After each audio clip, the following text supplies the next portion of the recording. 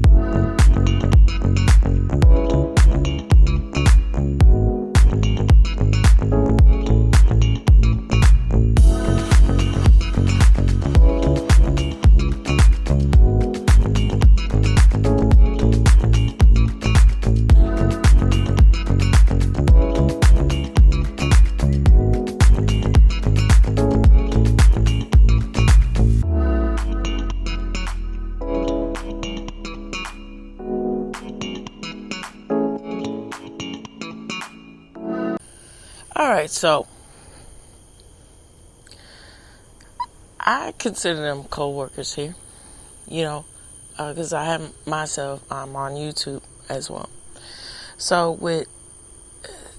with Sydney Watson and with, I'll give a shout out to her again, and then also with, hold on just a second. Boo boo boo da da da da da da da da da. Let me check this out right quick. And then extending on to Levi Nix. They have recently said things about, Supergirl. Okay? And so here is my thoughts behind it. Okay? So unfortunately, it's another rendition of the aspects of not giving respect to what the original source material is. And so, I remember, and that was the issue too with the television series, with Supergirl. Started out real strong. It was this whole thing with the aspects of, especially with Calista Flockhart. So Calista Flockhart, according to certain generations and stuff, me, being a 90s kid, Ally McBeal and Gen Xers, okay. So, that she's in that realm of female centric, and asserting yourself, things. But it's quite interesting. Her character, interestingly in the first season was implementing and impeding the aspects of, well, you need to dial it down with this whole idea of it's a negative connotation with Supergirl. They'd be associated with have that, on you. Because you and yourself, you should be embracing the and what it is, the title. Give honor to it, give respect. But it's just the issue with that show and the issue with background, all the other stuff that all the other mindless garbage that was turned out by the CW here, is that the gender politics being placed upon it where it just really shouldn't be.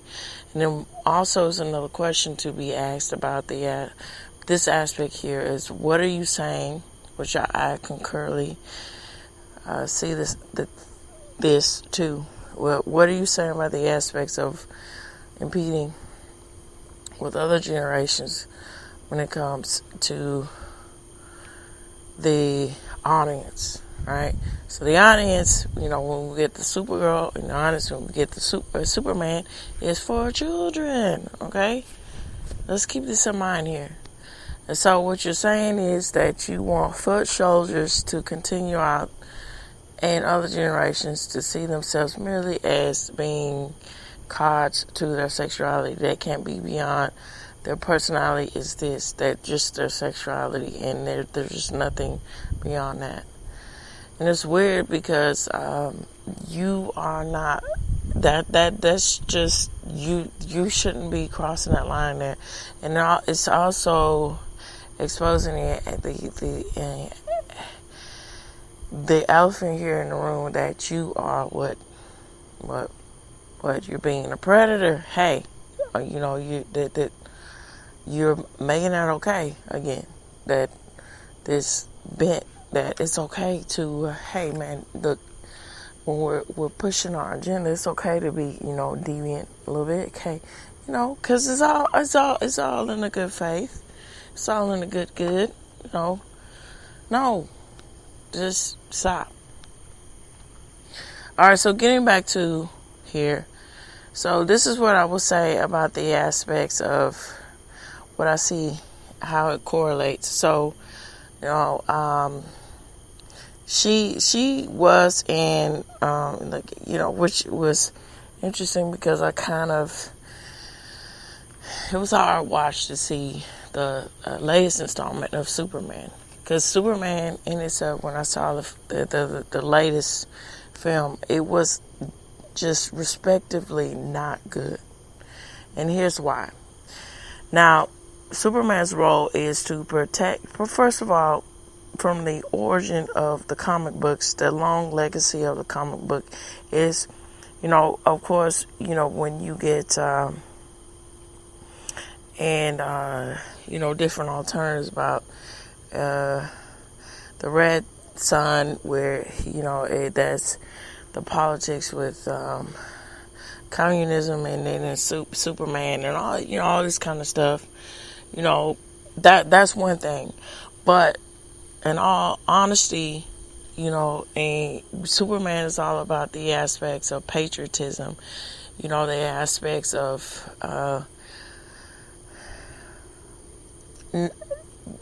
being proud of where you came from, and that American spirit of protecting and serving the public, okay?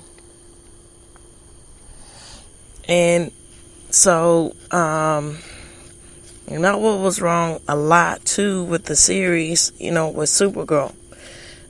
They just bashed out.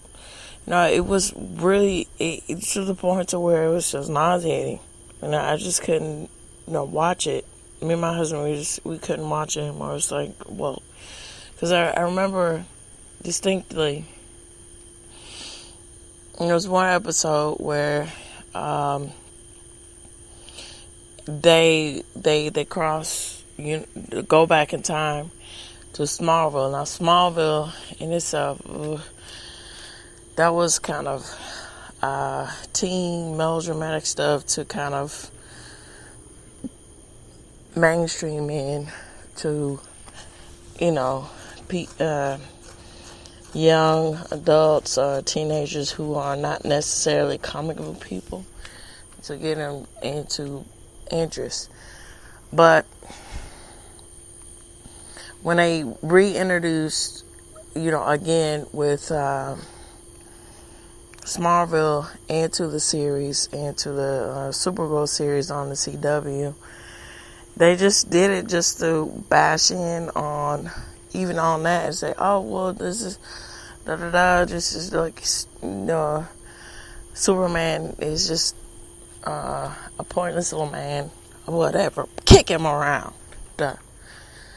And see, that's what was going on, and a lot with a lot of issues that I had when I was watching the last year when I saw the latest installment of Superman. Now, and then also with the aspects of Lois Lane. Now, Lois Lane is not supposed to be, antagonizing with everything. It's almost as if she was there to just berate him and belittle him.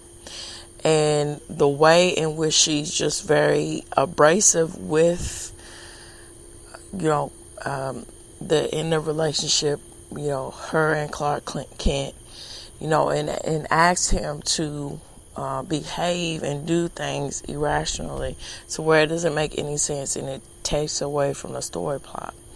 And it was, really self-evident every time throughout the movie.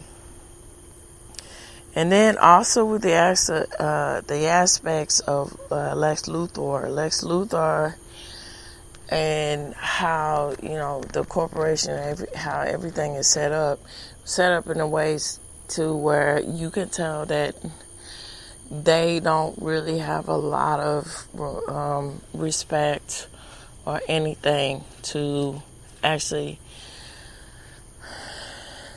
the comic books, because Lex Luthor in itself is very cunning in the way in which he executes things, because he maneuvers his intellect in a way to where it suits him, but he does it in a way that's just like oddly to where you can sympathize for it. It's just weird.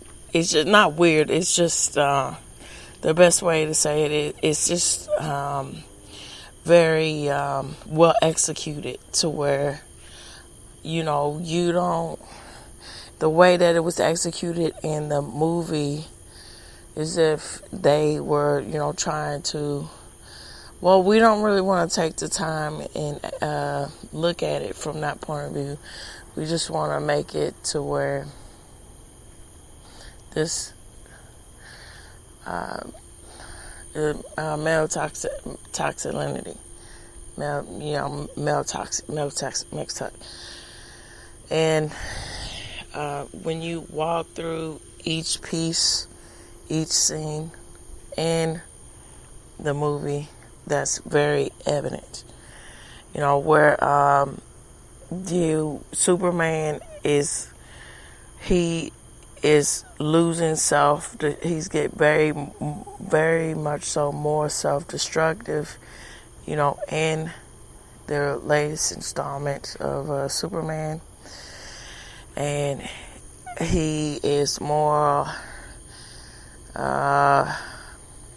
vulnerable where he just really shouldn't be. And it was just very off-putting. And so, with the new Supergirl movie, that is out, it's just another piece of the cotton of just this relentless aspects of saying, hey, I'm going to push agendas again where it shouldn't be there. And so,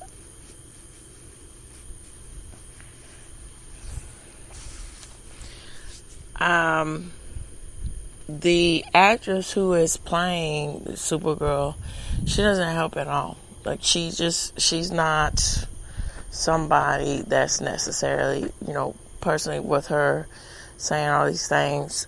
She's not somebody that's just, a likable person in itself, because she's not someone that she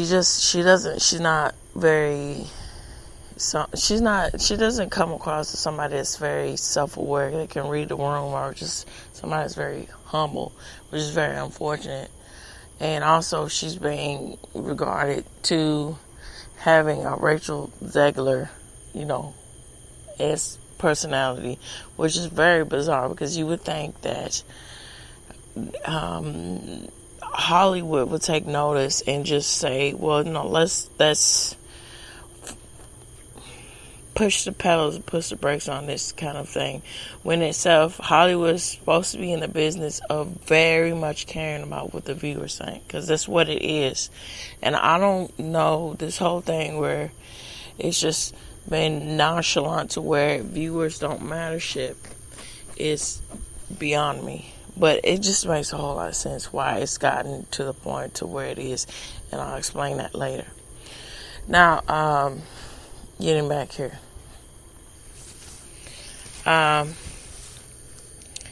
For instance, these things going around that I've heard and I've seen saying, well, Supergirl is a gay icon. Why the hell why no?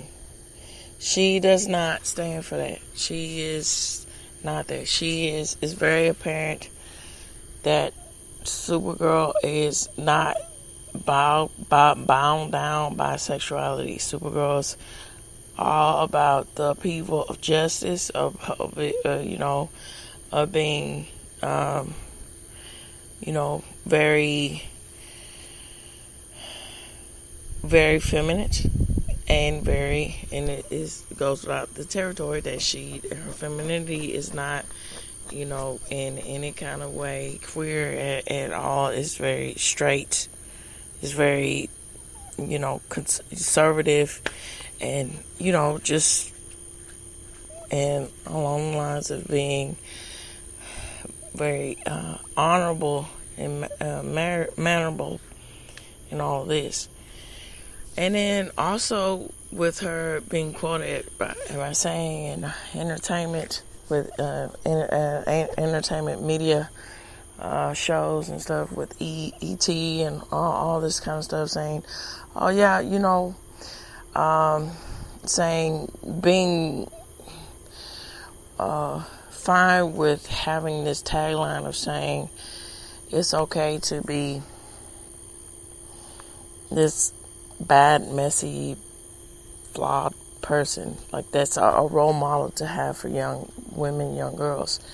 When the actuality, no, it's not, because that is very destructive. Because when you think about how can other generations uphold and have a civil discipline, being very civic to their culture, to their country, to everything, if there's no respect behind it. If you have a whole bunch of people running around just mindlessly quoting other things, saying other things, being, being happy with being debauchatory, being happy with being, very abrasive, and no, you're just anarchy in itself. And so that is really a clue to the aspects of when these types of things are being pushed, it it goes to the reality situation of saying, oh, let me turn this off right quick. It's rather loud here. It's rather loud. Sorry about that. Okay, so it runs the issue with the reality situation of saying that you want in itself with American values and culture, if it this which is comic books cross boundaries into international territory to other cultures and something and things like that, where Western civilization is in itself for the that's a debate within itself too. But most people look and are very much appreciative and want Western values. Is this what you really want to leave behind as a legacy? That it's okay to just be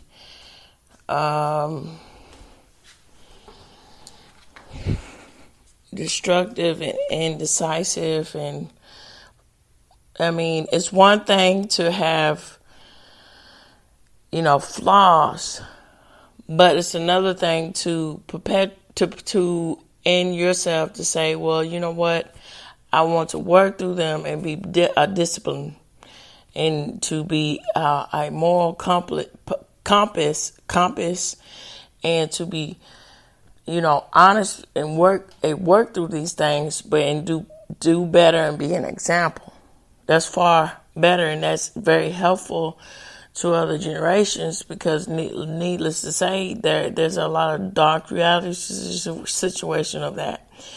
Case in point, may I bring up again, and may people look at this again, with unfortunately the untimely death of Austin Metcalf, and then Carmelo Anthony,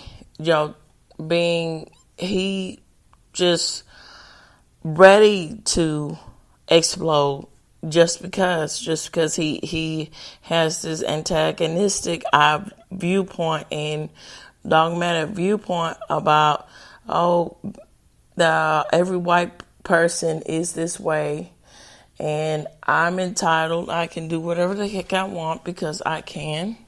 I was either raised, pushed, and you see the aspects of his own parents. His own parents didn't believe in that bull crap, because they were just in it for the money, because you didn't see them at his sentencing. When they knew that he was no good for the cause, they just were nowhere to be found there. But my son, right? On my son, when you got the monetary means to say that, but that when it's not really there and there's no use for you, where are you? I mean, these things need to be talked about and understood. And so, I can't stress enough the aspects of how that really is a lot of truth to that, the adage that art imitates life, because it actually does. Because when you see things, when people look towards culture and value, look towards value about a culture or about a society, art is one of the first means to look at that. And so when we see a bunch of things being pushed out that is wishy-washy, or something that is, perpetuating that it's fine to be deviant, or it's fine to go just crap on roles that were meant to honor value, honor merit, that's just very sad. And that's what is strange with, it's being just trying to be pushed as that's something normal to do. And unfortunately, it's more, in your face now. And so this kind of is something that is gradually took its turn, and it's just here now. And, thankfully it's kind of on the shift to get right, but it's going to take a whole lot of work to get to things where it needs to be. So anyway, what I'm saying, what my point is, what I'm getting back to is that when I was growing up in the 90s with the whole, I think I'm trying to think. It was either Jerry Bruckheimer. I'm not quite sure of the director or certain. Let me hold on. Let me pull it right quick.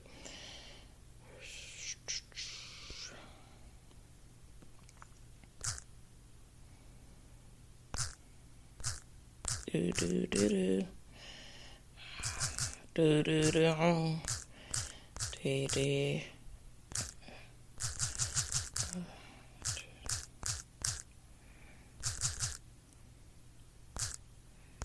Do do do do.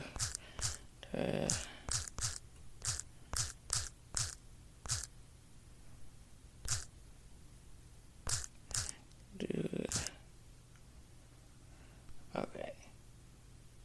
Okay. Yeah. Okay. Joel.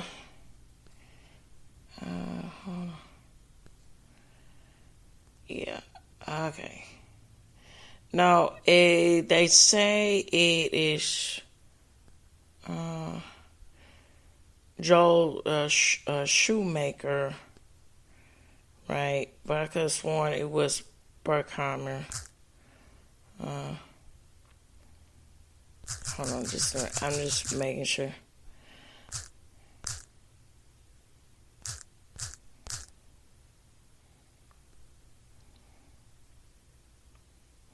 Okay, Joel Shoemaker. All right. So, okay, first Tim Burton, right? With what he did with Batman, the '89 Batman, he took it into a different height. Now, Tim Burton isn't for everyone. And he is very interesting because, he has a certain aesthetic where, the macabre goth, he really put that in to the mainstream universe, Zeitgeist, he really put it out there, right? And so it's quite interesting because he was able to, merge the which that's what it really is when you get into a lot of depth about the comic books with Batman. It's very, because that's what the subject matter is noir, and it's very dark, bleak, and the subject matter is that. So he merged those things together, but he was very sophisticated with it, okay? However, when we move on to the Batman of the 90s, it wasn't that as well. It wasn't that so much. I mean, you give some credit to where credit is due. I will say that when Jim Carrey was asked to be in the cast when the Riddler and everything, and all of that, he has the talent to bring the do that humor quite well, the obscurity and the absurdity, and make it, digestible. Yeah, I will give it credit to that. But the whole aspects of it being a slippery slope, and then you see the floodgates open, you see the crap that we have today. It started with that specific type of movies. Well, under the direction of what's his face, Joel Schumacher, Joel Schumacher, right? Because for one, with Batman and Robin, and specifically with Batman's attire with George Clooney, it was overly sexualized to where it was very weird and off-putting. Like, especially, when you see it as a kid, you're like, oh, okay. You're just like, oh, well, yeah, because me personally, when I saw it, I was like, cause I saw, the 1989 Batman on back when it was a WB on the television, right? So I was like, oh, and then that was not too long after what I'm thinking here, back in my mind here. It's not too long after with Tim Burton again, where I said, Beetlejuice and everything. I thought Beetlejuice was pretty neat. And then also I thought that Edward Scissorhands was pretty neat because, it goes without saying, Johnny Depp, just good looking man, and then also with the aspects of me personally, I thought that Chris O'Donnell was, I had a crush on Chris O'Donnell, and I thought it was really cute. And then also with Johnny Depp. So, I was mainly, going back to the whole thing with Tim Burton and everything. But really with paying attention to Chris O'Donnell, okay, that's for one. But you see but you also notice that, hey, Batman looks weird, like that, as a kid watching this. And then when you see it again and as an adult, you're like, why did this happen? This is just a crap show. What are you doing? Right? Guy, what were you doing? What were you thinking? Like, what is this? Right? And then it was this whole thing too, where keep in mind, the target audience is supposed to be for children. So why are you sexualizing something that is supposed to be for kids? Like, what is the message here? Why are you doing it? It started then, right? And so I remember it was this whole thing with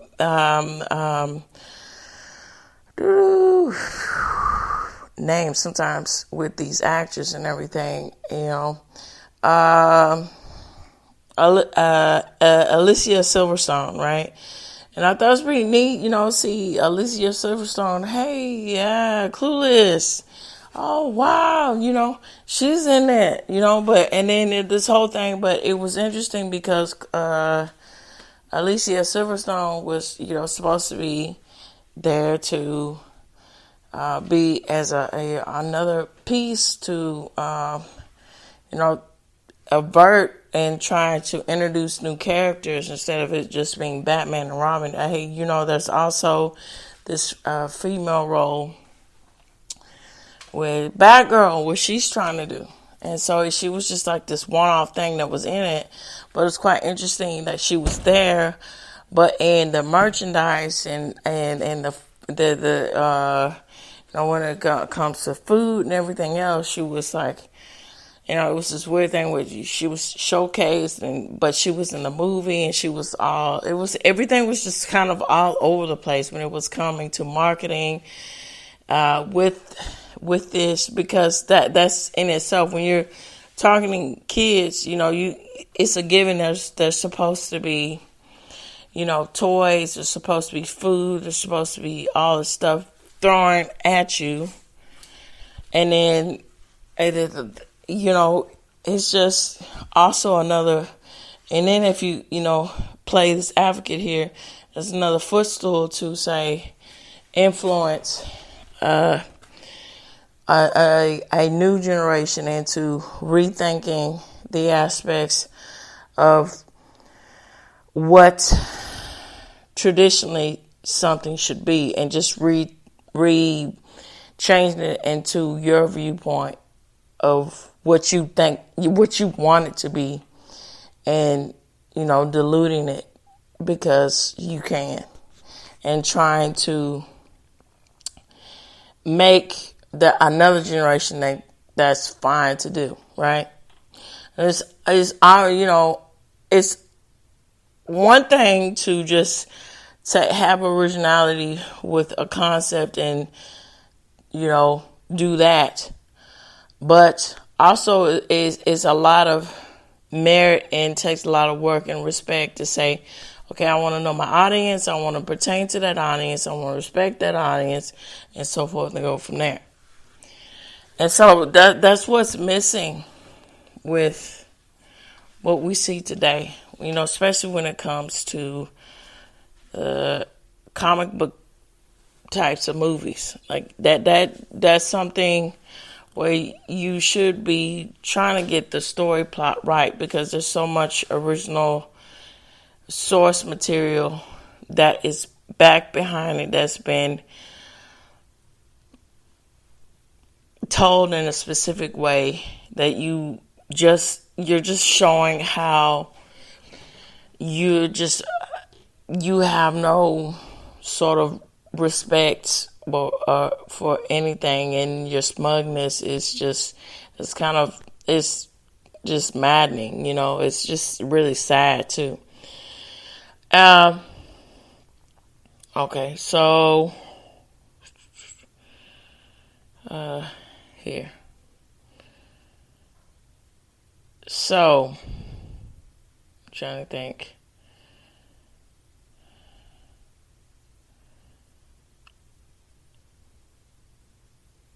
With that said, I'm trying to think about everything else here.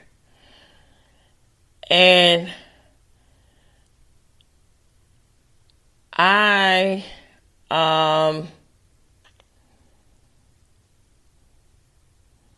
don't because with Jason Momoa's role with everything, he in respect with Lobo,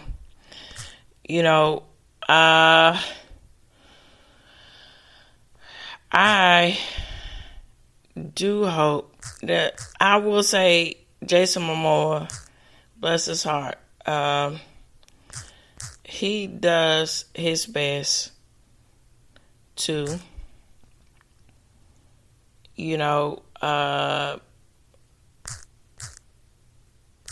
hold on, he tries, he does really, when that's really,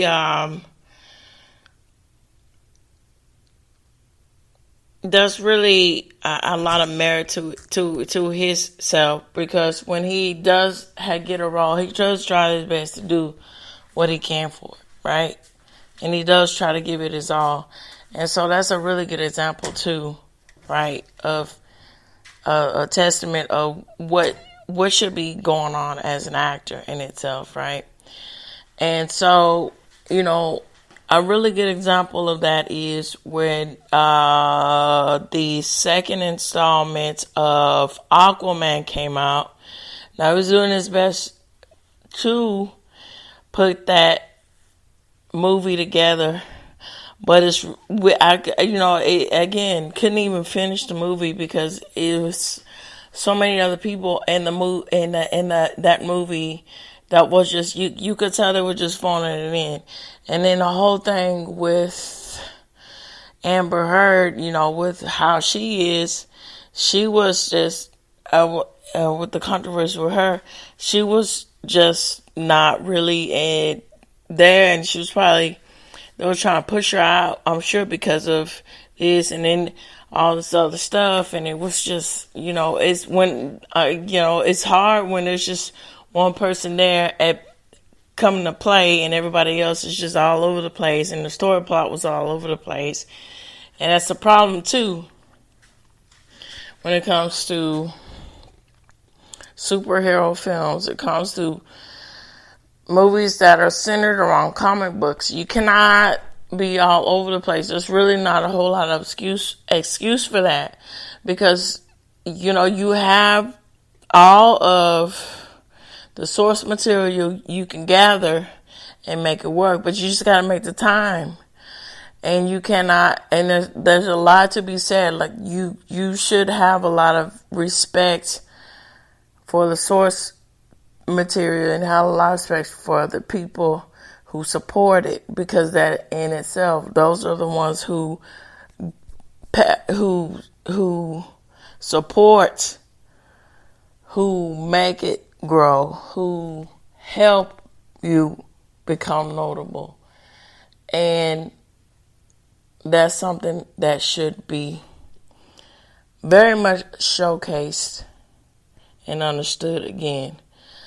And it's just unfortunate that these things are being misunderstood. Now, I don't want to push this on and on and on. I just, because it was other things that I was gonna go into, but I think I really covered it, for the most part, from my point of view. And I would like to know what you all think. Feel free to reach out to me. And if you think there's something that you wanted me to address more about this, feel free to, write me an email. It's something you think I omitted.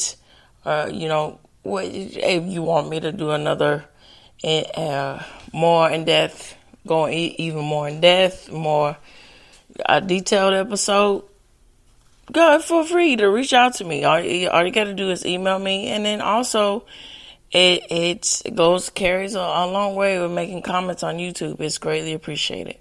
All right, so that's all I got for this week. So here we go, getting current. All right, so this reaches the end of the Harbor Light. Okay, so tune in, turn up, and absolutely take care. Bye-bye for now.